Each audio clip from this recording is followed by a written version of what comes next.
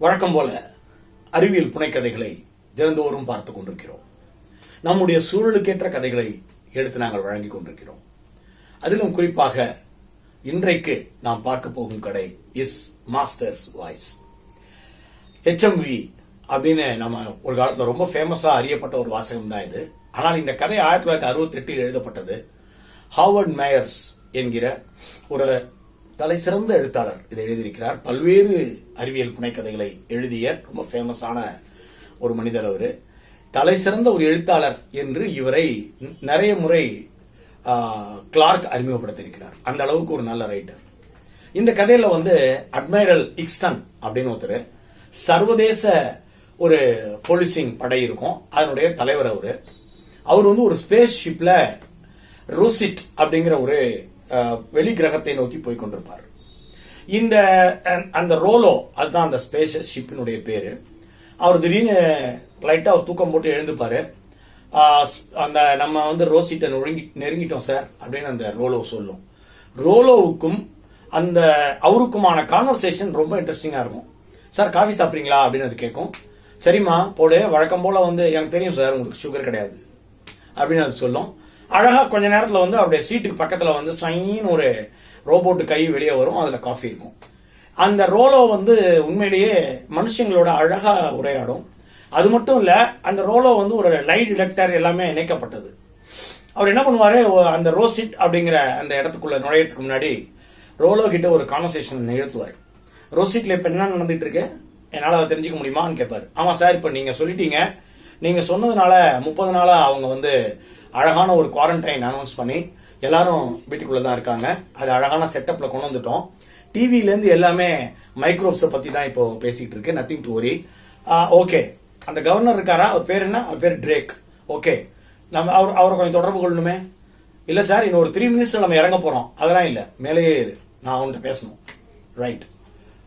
கொஞ்ச நேரத்துல ட்ரேக் லைன்ல வருவாரு. Yes sir, major Ixton, what can I do for you அப்படிம்பாரு. I want to meet you mister governor. உங்களால இந்த ஸ்பேஸ் கிராஃப்ட்ல வர முடியுமா அப்படின்னு கேட்பாரு. நோ ப்ராப்ளம் சார், இன்னும் 1/2 an hour நான் அங்க இருப்பேன். உங்களுக்கு ஒன்றும் பெரிய ப்ராப்ளம் இல்லையே. Okay, I will wait. What sir in it அப்படிம்பாரு. உடனே ரோலோ திரும்ப கேட்கும் இந்த spacecraft. One more tea boss அப்படிங்கும். இப்பதான் காஃபி குடிச்சேன், இப்ப டீ வேண்டாம். I can just like that leave me alone to think அப்படி சொல்லுவாரு. ஸோ கொஞ்ச நேரம் திங்க் பண்ணுவாரு. அதுக்குள்ள ட்ரேக் வந்துருவாரு. ட்ரேக் உள்ள நுழையும் பொழுதே அவங்களுடைய போலீஸ் சீஃப் ஹாஸ்பர்ச்சோட தான் உள்ள வருவார். ஓகே மிஸ்டர் ட்ரேக், ஹாஸ்பர்ச் எப்படி இருக்கீங்க, ப்ளீஸ் சிட் டவுன். இப்போ நாம ஆலிவைனை பிடிக்க தான் இங்க வந்திருக்கோம். ஆலிவைனை நம்ம பிடிக்கணும்னா குவாரண்டைன் கரெக்டா ஃபாலோ ஆகணும். யாரும் வீட்டை விட்டு வெளியே வரக்கூடாது. வெளியே வந்தா அவனை பிடிக்கிறது ரொம்ப கஷ்டம். ஒரு சர்வதேச கொள்ளைக்காரன் எத்தனையோ முறை உங்களுடைய பிளானட்டுக்கு நாங்க அனுப்பிச்ச உயிர் ஆதார பொருட்களை எல்லாம் திருடி வித்திருக்கிறவரு. சாதாரண கிரிமினல் கிடையாது. ஆனா உங்க போலீஸ் போர்ஸ்லயே யாரோ அவருக்கு ஹெல்ப் பண்ற மாதிரி நான் ஃபீல் பண்றேன். ஒரு ஹெல்ப் பண்றீங்களா அப்படின்னு கேட்பாரு. ஹாஸ்பர்ச் உடனே no problem sir, everything is clean. எங்களுடைய நாட்டில் குவாரண்டைன் கரெக்டா நாங்க ஃபாலோ பண்ணிட்டோம், கவலைப்படாதீங்க. உங்களுக்காக உதவி செய்ய நாங்க வந்திருக்கோம். இப்ப யாரை கூப்பிடணும் சார்? எனக்கு உங்க லெப்டினன்ட் வேல்ஸ்ங்கிறவரை இங்க கொஞ்சம் வர வைக்க முடியுமா அப்படின்னு நம்ம எக்ஸ்டன் சொல்லுவாரு. கொஞ்ச நேரத்துல போன்லாம் பண்ணி எல்லாம் பண்ணுவாங்க. அதுக்குள்ள இவங்க பேசிட்டு இருப்பாங்க. சார், இந்த டிவி நியூஸ்லாம் என்ன பண்ணீங்க அப்படின்னு எக்ஸ்டன் கேட்பாரு. கவலைப்படாதீங்க சார், எங்களுடைய நார்மல் நடவடிக்கை எதுவுமே இப்ப கிடையாது. உங்களுக்காக, உங்களுடைய ஆபரேஷனுக்காக நாங்க நிறுத்தி வச்சிருக்கோம். டிவில இருந்து, ரேடியோல இருந்து எல்லாத்திலயுமே மக்கள் மைக்ரோப்ஸ்ல இருந்து தன்னை எப்படி காப்பாத்திக்கணும் அப்படிங்கறதான் திரும்ப திரும்ப நாங்க பேசிட்டே இருப்போம். டோன்ட் வரி, உங்களுக்காக எல்லாம் கிளீனா இருக்கு. நீங்க மாட்டுக்கு எங்க வேணா போலாம். உங்களுக்காக மட்டும் வழிவிடுவதற்கு நாங்கள் எல்லா ஏற்பாடும் பண்ணிருக்கோம். மற்றபடி ரோட்ல யாருமே இருக்க மாட்டாங்க. Okay, let us wait and see அப்படிம்பாரு அவரு. கொஞ்ச நேரத்தில் அந்த லெப்டினன்ட் வேல்ஸ் வந்துருவாரு. அவர் உட்கார வச்சு, மிஸ்டர் வேல்ஸ் எப்படி இருக்கீங்க? என்ன எதுக்கு வர வச்சீங்க? வஷுடாய் தெரியல சார், என்னோட ஒரு ஆபரேஷன்ல நீங்க ஹெல்ப் பண்ண வேண்டியிருக்கு, அதுக்கு தான். Oh I see, what a great honour அப்படின்னு அவர் சல்யூட் அடிப்பாரு. பரவாயில்ல உட்காருங்க அப்படிம்பாரு அவரு. பாஸ், ஒரு சின்ன ப்ராப்ளம் அப்படின்னு ரோலோ பேசுவோம்.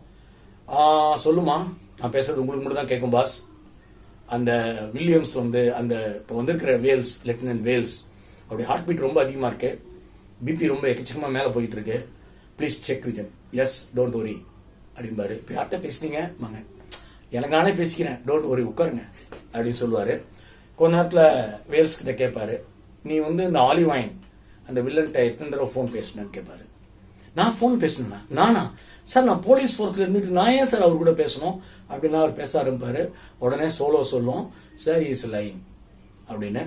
உடனடியாக அவர் என்ன சொல்வாரு, உங்களுக்கு 10 நிமிஷம் டைம் தரேன், தயவு செஞ்சு ஆலிவ் வைன் பத்தி எல்லாம் சொல்லுங்க, அவர் எங்க ஒழிஞ்சிட்டு இருக்காருங்கிறது எனக்கு தெரியணும், அவருடைய ஆபரேஷன்ஸ் என்னங்கிறது எனக்கு புரியணும் அப்படிம்பாரு.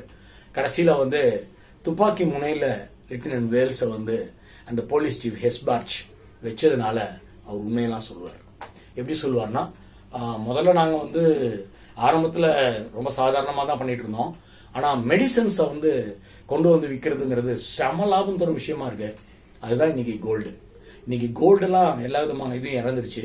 இன்னைக்கு வந்து இந்த நோய்களுக்கான தடுப்பூசிகள் மருந்துகள் தான் பெரிய அளவில் ஒர்க் பண்ணிட்டு இருக்கு.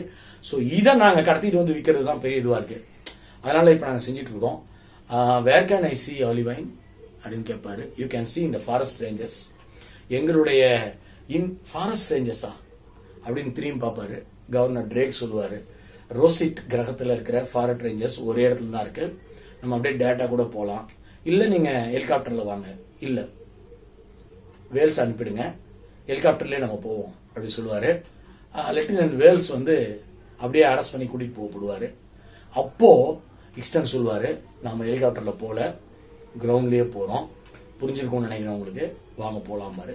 அதே மாதிரி கிரவுண்ட்ல போவாங்க. இவங்க போறதுக்குள்ள ஆலிவ் வைன் என்ன பண்ணுவாரு, ஹெலிகாப்டர்ல ரவுண்ட் அடிச்சு இவங்கள பிடிச்சிருவாரு.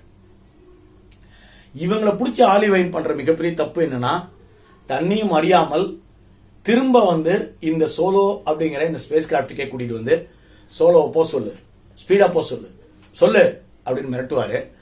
இவருடைய எக்ஸ்டனுடைய கமாண்ட் இருந்தா மட்டும்தான் சோலோ கிளம்பும், ரோலோ கிளம்பும். ஆனா என்ன ப்ராப்ளம் வரும்னா, ரோலோவை பொறுத்த வரைக்கும் இவருடைய பிளட் பிரஷர், இவருடைய பீட்ஸ் எல்லாம் புரிஞ்சுக்கும். ஸோ புரிஞ்சுக்கிட்டு ரொம்ப அழகா ஒரு வேலை செய்யும். அது அற்புதமான ஒரு சில தன்னுடைய அறிவியலினுடைய நுணுக்கமான தொழில்நுட்பத்தின் மூலம் ஆலிவ் வைனை அவர் உட்கார்ந்து அந்த சேரோட கட்டி போட்டுரும். அவரால் எழுந்திருக்க முடியாது, ஒன்றும் பண்ண முடியாது. அவருடைய ஆட்கள் ஒருத்தரா வந்து இந்த ரோலோவிலிருந்து வெளிவருகின்ற மயக்க நீர்களை அவங்களுக்குள்ள செலுத்த வேண்டிய ஒரு அவசியத்தை ஏற்படுத்தி அவங்களையும் அது வந்து மயக்க நிலைக்கு உருவாக்கிடும். இதன் பிறகுதான் திரும்ப வந்து இக்ஸ்டன் கவர்னர்கிட்ட பேசுவாரு போன்ல. ட்ரேக், நான் கிளம்புறேன் அப்படிம்பாரு. ஐயோ நீங்க தப்பிச்சிட்டீங்களா, பெரிய அதிசயம் பாரு அவரு. ஒன்றும் ப்ராப்ளம் இல்லை, நானும் ரோலோவும் இருக்கிற வரைக்கும் இந்த முழு பிரபஞ்சத்திலையும் கிரைம்ஸ் ரொம்ப கம்மியா தான் இருக்கும், கவலைப்படாதீங்க. இப்ப நாளையில இருந்து படிப்படியா நீங்க குவாரண்டைனை திறந்து விட்டுறலாம், பீப்புளை பழையபடி நீங்க வெளியில வர வச்சிடலாம். மைக்ரோப்ஸ் பத்தின ஆராய்ச்சிகள் தொடரட்டும், அது நமக்கு ஒரு நாள் யூஸ்ஃபுல்லா இருக்கும், கவலைப்படாதீங்க. ஸ்டெப் பை ஸ்டெப் நீங்க இனிமே நீங்க ஊரடங்கை விலக்கி கொண்டு நீங்க உங்க வேலையை பார்க்கலாம், பாய் அப்படின்னு அவர் சொல்ற இடத்துல கதை முடிஞ்சிடும். இன்னொரு அற்புத கதையோட நாளை சந்திப்போம். நன்றி.